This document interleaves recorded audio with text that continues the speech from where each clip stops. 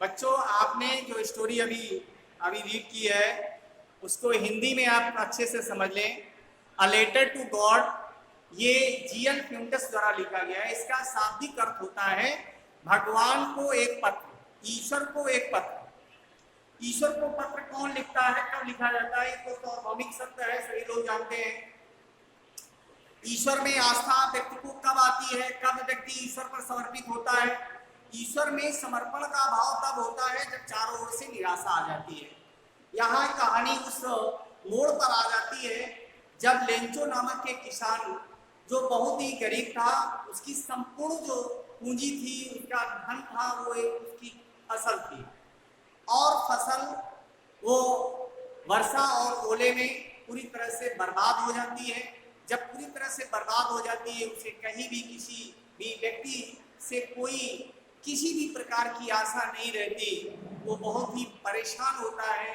तो भगवान को याद करता है और भगवान के लिए वो पत्र लिखता है, भगवान को पत्र लिखता है, भगवान के लिए भगवान को पत्र लिखता है, सीधे डायरेक्ट भगवान से संपर्क बनाना चाहता है, कॉरेस्पॉन्डेंस विद गॉड, ईश्वर से सीधे संवाद। और संवाद तो हो नहीं सकता, संवाद तभी संभव है जब सामने कोई बैठा हो। तो ईश्वर तो हम ऐसा देखते हैं, मानते हैं कि ईश्वर है, लेकिन वो अदृश्य है, अजन्मा है, शाश्वत है। तो उसके लिए उसने तरीका अपनाया पत्र लिखने का। तो प्रारंभ कहानी होती है, एक लेंचो नामक किसान को छोटी सी पहाड़ी की घाटी पर स्थित तो घर में रहता है। वहाँ कई घर हैं और उसका संपूर्ण व्यवसाय कृषि है, खेती करना है। उस वर्ष उसकी फसल अच्छी थी, वो चाहता था कि ईश्वर से थोड़ी और वर्षा हो जाए तो फसल और अच्छी हो जाए। लेकिन ये बात उसने अपनी पत्नी से कही और जैसा उसने कहा था उसी के अनुसार बादल आए और वर्षा प्रारंभ हो गई। उसे ऐसा महसूस हुआ, उसने ऐसा रियलाइज किया कि ये वर्षा की बूंदें नहीं बल्कि ये सिक्के बरस रहे हैं, चांदी के सिक्के गिर रहे हैं। ये चांदी के सिक्के से यहाँ पर जीएल प्यूंटस ने कंपेरिजन इसलिए कराया क्योंकि चांदी के सिक्के नहीं होते हैं वर्षा की बूंदें। इसका कंपेरिजन इसलिए कराया क्योंकि जब फसल अच्छी होगी, अनाज उत्पादन ज्यादा होगा, तो वो किसान अपनी फसल के अनाज को मार्केट में सेल करेगा, बेचेगा, तो उससे ज्यादा उसको पैसे मिलेंगे। इसलिए यहाँ पर उसका कंपेरिजन कराया कि वो 5 और 10 पैसे के सिक्के गिर रहे हैं। इसके बाद थोड़ी देर बाद जब ओले की बरसने लगते हैं तो परेशान होता है और वो कहता है भगवान जल्दी ओले रुक जाएं। लेकिन घंटे भर ओले बरसते रहते हैं। संपूर्ण घाटी, खेत, नदी, मकान की छतों पर ओले गिरते रहते हैं और चारों ओर ऐसा प्रतीत होता है जैसे नमक ही नमक से पूरे खेत ढक गए हैं। चूंकि और शुरू में जब ओले बरसने शुरू हुए तो घर के बच्चे जो थे, आस पड़ोस के जो बच्चे थे, वो जमे हुए मोतियों को इकट्ठा करने के लिए दौड़े, भागे, नंगे बदन दौड़ करके बाहर गए। उन्हें खुशहाली थी, उन्हें आनंद मिल रहा था कि ये वर्षा की सुखद अनुभूति के लिए स्वयं लेंचो भी बाहर गया। और जब काफी देर तक बरसते रहे तो उसे दुख हुआ कि अब फसल पूरी तरह से बर्बाद हो गई। अंत में खेत गया और खेत पर खड़े होकर के उसने ये कहा कि इस वर्ष तो सब बर्बाद हो गया, इससे ज्यादा तो टिड्डे के दल भी छोड़ देते, बचा देते। टिड्डियों का दल अगर आता है खेतों पर तो वो भी छोड़ देता है कुछ ना कुछ, इन ओलों ने तो कुछ नहीं छोड़ा। वो निराश होकर के अंत में निश्चय करता है और शहर जाकर पोस्ट ऑफिस से एक पत्र लेता है और वहां पर वो पत्र लिखता है, ईश्वर के नाम भगवान को पत्र लिखता है, ईश्वर को पत्र लिखता है, भगवान मुझे 100 पीसोस धन की जरूरत है क्योंकि मुझे फसल बोनी है और मेरे परिवार का भरण पोषण करना है। भरण पोषण करने के लिए मुझे 100 पीसोस धन भेज दें।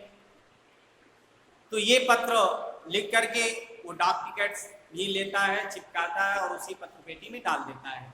आप लोग जानते होंगे जो डाक डाकिया होता है जिसे पोस्टमैन कहते हैं, वो पत्र की छटनी करता है एड्रेस के अनुसार, और इसके बाद वो जैसे जहाँ जो एड्रेस होते हैं उसी के अनुसार, क्योंकि हमारा जो क्षेत्र होता है वार्ड में बटा होता है, उसी अनुसार ये दे दिए जाते हैं।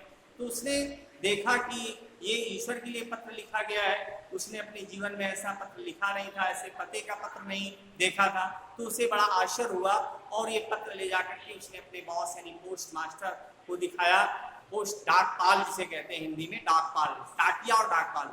तो डाकपाल को दिखाया तो डाकपाल तो पहले हंसा पत्र को देख करके, लेकिन बाद में वो गंभीर हो गया और उसने पत्र खोला। पत्र पढ़ने के बाद उसने रियलाइज किया कि नहीं, इसमें केवल स्याही और कलम की जरूरत नहीं है, बल्कि इसमें और कुछ जरूरत है। उसने ये बात कर्मचारियों को बताई। कर्मचारियों ने जो है चंदा किया और जो चंदे में रकम आई वो 70 पीसोस थी केवल। उसने अपनी तनख्वाह का भी हिस्सा मिला दिया, फिर भी 100 पीसोस नहीं हो पाए। लेकिन जितनी भी उसने जमा पूंजी की थी उसको एक लिफाफे में रखा और उसने कागज पर एक हस्ताक्षर के रूप में गॉड लिख दिया और वो पत्र वहां पर रख लिया, लिफाफा रख लिया। और जैसे ही लेंचो अगले रविवार को आया तो डाकिये ने उस लेंचो को वो पत्र दे दिया। लेंचो ने जब वो लिफाफा लिया तो उसे बड़ी खुशी हुई, क्योंकि उसे बहुत ही अटूट विश्वास था ईश्वर पर। इसलिए उसे ये विश्वास था कि ईश्वर उसके द्वारा की गई मांग को कभी ठुकरा नहीं सकते और उसने जो मांग की है उसकी पूर्ति अवश्य करेंगे। लेकिन जब उसने पत्र खोला और पैसे गिने तो पैसे कम थे, इसलिए वो नाराज हो गया और उसने फिर से वहीं पर पत्र लिखना शुरू किया।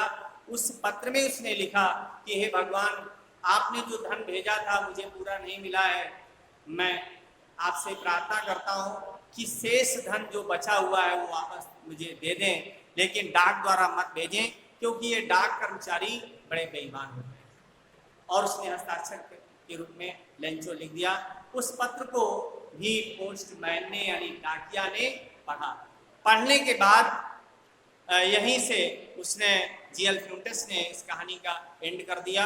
तो कहानी हमें समझ देती है कि व्यक्ति जब चारों ओर से हताश होता है तो ईश्वर की शरण में जाता है और ईश्वर के रूप में हम सब में से कोई न कोई उसे मिल जाता है जो उसका सहयोग करता है। ईश्वर हम सभी में ही व्याप्त है, इसीलिए कहा गया जाता है कि ईश्वर सभी जगह है, सर्वत्र है।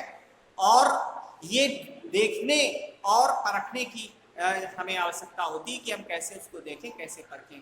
तो वहां पर लेंचो को ईश्वर के रूप में वो डाकपाल यानी पोस्टमास्टर मिला, जिसने उसको ईश्वर के रूप में सहयोग दिया। 70 पीसोस का हो या ज्यादा हो, जो उसने डिमांड की थी वो अपनी सामर्थ्य के अनुसार उसने सहयोग किया। ये कहानी का सारांश है।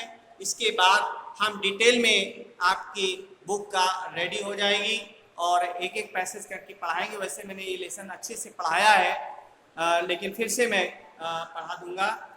कल से इसकी स्टार्टिंग होगी। टुडे इज फर्स्ट डे, इसलिए मैंने समरी इसकी पढ़ाई है। पहले इंग्लिश में पढ़ाई थी, इसके बाद हिंदी में मैंने पूरी समरी पढ़ा दी है। आप सबको समझ में आया होगा, ऐसी मैं आशा करता हूँ। Thank you all.